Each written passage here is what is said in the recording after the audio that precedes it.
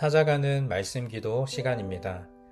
오늘도 하나님의 은혜가 성도님들의 가정과 일터와 삶의 자리 가운데 넘치시기를 주님의 이름으로 축복합니다. 오늘 우리에게 주시는 하나님의 말씀은 로마서 2장 1절부터 3절 그리고 23절부터 25절까지 말씀입니다.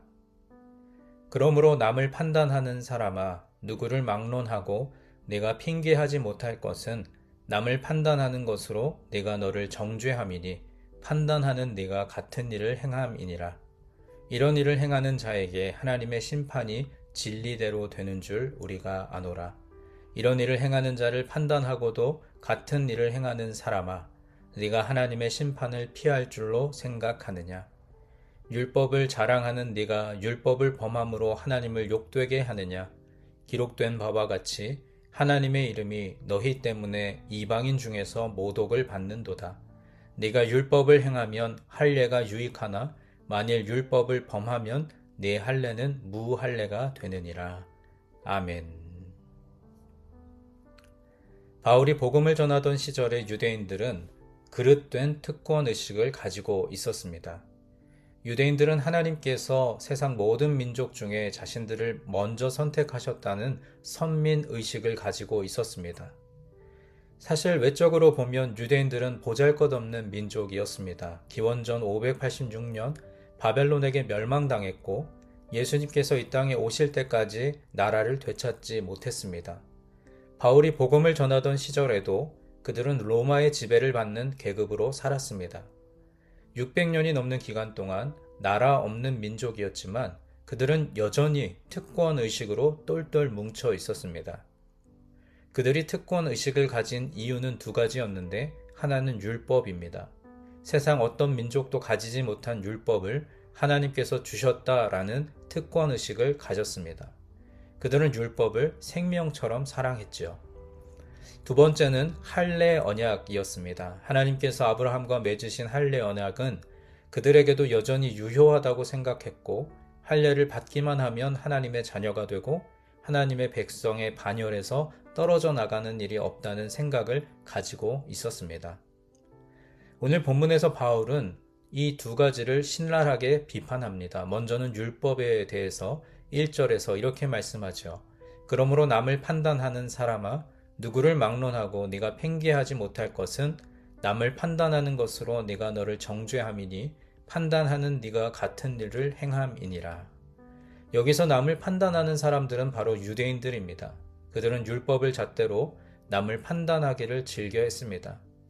율법의 기준에 의하면 이방인들은 율법을 지키지 않아서 하나님의 선택을 받지 못했고 지옥불에 떨어질 것이라고 정죄했습니다. 그런데 사실은 유대인들의 율법을 지키지 않았습니다. 자기들은 말씀을 지키지도 않으면서 말씀을 몰라서 지키지 못하는 이방인들을 비판하고 정죄하는 유대인들. 바울은 그들이 얼마나 큰 죄 가운데 있는지 비판한 것입니다. 3절 말씀에 보면 이런 일을 행하는 자를 판단하고도 같은 일을 행하는 사람아, 네가 하나님의 심판을 피할 줄로 생각하느냐라고 말씀하면서 남을 비판하면서 같은 일을 행하는 유대인들은 하나님의 무서운 심판을 피할 길이 없을 것이라고 경고합니다. 주님께서 사랑하시는 여러분, 오늘 우리는 어떻습니까? 하나님께서 우리를 택하시고 불러주시고 또 말씀을 듣게 하셔서 우리는 말씀을 먼저 받았습니다. 세상 많은 사람들보다 하나님은 우리를 먼저 택하시고 말씀을 선물로 주셨지요. 그런데 왜 우리는 말씀을 행하지 않습니까? 하나님의 말씀을 먼저 받은 자는 특권을 받음과 동시에 그에 응당한 책임과 의무도 가지고 있는 사람들입니다. 하나님의 말씀을 먼저 받은 우리는 말씀대로 행할 의무가 있습니다. 하나님 말씀 10가지를 받았으면 10가지를 다 지켜 행하는 하나님의 백성이 되어야 하는데 우리는 행하지 않으면서 다른 사람들을 비판한다면 우리도 하나님의 심판을 피할 길이 없을 것입니다. 바울은 로마서 2장 13절에서 이렇게 말씀합니다. 하나님 앞에서는 율법을 듣는 자가 의인이 아니요 오직 율법을 행하는 자라야 의롭다 하심을 얻으리니. 우리는 흔히 로마서를 이신칭의 즉 오직 믿음으로 의롭다 하심을 얻는 진리를 가르치는 말씀으로 알고 있습니다. 그런데 바울이 말하는 믿음은 행위 없는 믿음을 의미하지 않습니다. 믿음은 듣고 행하는 것을 포괄적으로 말하는 것이죠. 이런 의미에서 우리 믿음의 현 주소를 점검해 보기 원합니다. 과연 우리는 믿음이 있는 사람입니까? 하나님의 말씀을 듣는 것은 즐겨하면서도 그 말씀을 행동으로 옮기고 실천하는 일에는 소홀하지 않습니까? 과거 예수님 시절의 율법 학자들과 종교 지도자들은 어떠했습니까? 그들은 율법에 있어서는 타의 추종을 불허하는 사람들이었습니다. 하지만 율법의 정신대로 실제로 살아내지는 못했습니다. 율법의 정신은 위로는 하나님 사랑이요 아래로는 이웃 사랑입니다. 하나님 사랑과 이웃 사랑의 중요한 가치를 삶으로 살아내지 못한 자들을 주님은 책망하셨습니다. 오늘 우리는 말씀을 듣고 행하는 자인지 이 기준에 비추어 우리 자신을 돌아보길 원합니다. 이어서 오늘 본문 23절부터 25절까지 말씀에서 바울은 할례에 대한 교훈도 주고 있습니다. 당시 유대인들은 율법과 할례를 연동하지 않았습니다. 할례를 한번 받으면 영원히 하나님의 언약 백성이라고 생각했습니다. 할례는 살에 새겨지는 것이죠. 살에 새겨지는 할례 언약을 한번 행하고 나면 영원한 하나님의 언약 백성이 되고 천국은 이미 확보되었다고 여겼습니다. 그런데 바울은 결단코 그렇지 않다고 말합니다. 율법을 제대로 행하지 않는 자는 육체의 할례는 받았으나 무할례자와 같다라고 설명합니다. 이 말씀은 오늘 우리에게도 귀한 깨달음을 줍니다. 우리가 한번 하나님의 백성이 되고 교회에 발을 들여서 세례를 받고 시간이 지나 직분을 받아 집사가 되고 또 교회의 중직이 되었다고 해서 우리의 신앙생활이 끝나는 것이 아닙니다. 또 저처럼 안수를 받아서 목사가 되었다고 끝나는 것도 아닙니다.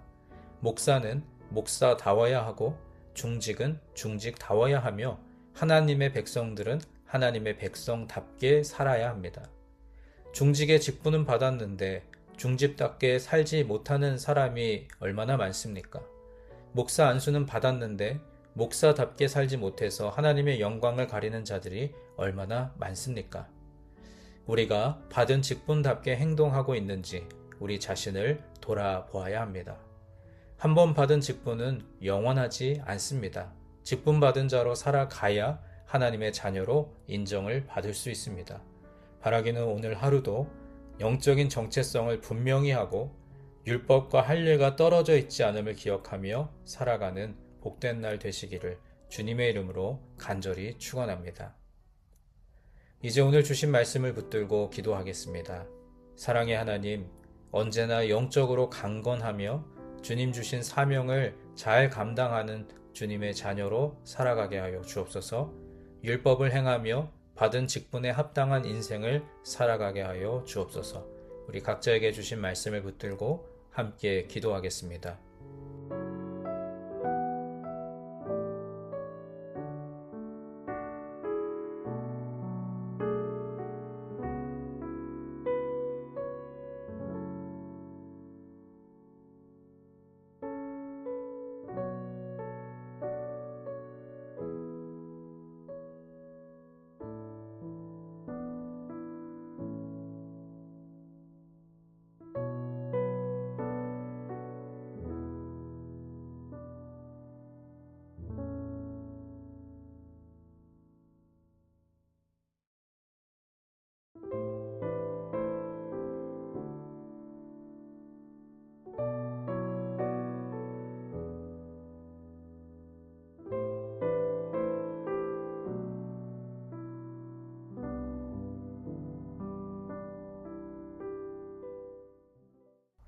두 번째로 교회를 위해서 기도하겠습니다. 오늘은 특별히 환우들과 장기 결석자들 그리고 교회의 어려운 상황들로 인해 떨어져 나간 교우들을 위해서 기도하겠습니다. 주님, 유니온의 환우들과 여러 사정으로 교회에 나오지 못하고 계신 교우들을 축복하시고 그들의 마음과 육신이 날로 더욱 강건해지게 하옵소서. 어디에 있든지 늘 주님과 동행하는 삶을 살게 하옵소서. 우리 교회와 교우들을 위해서 함께 기도하겠습니다.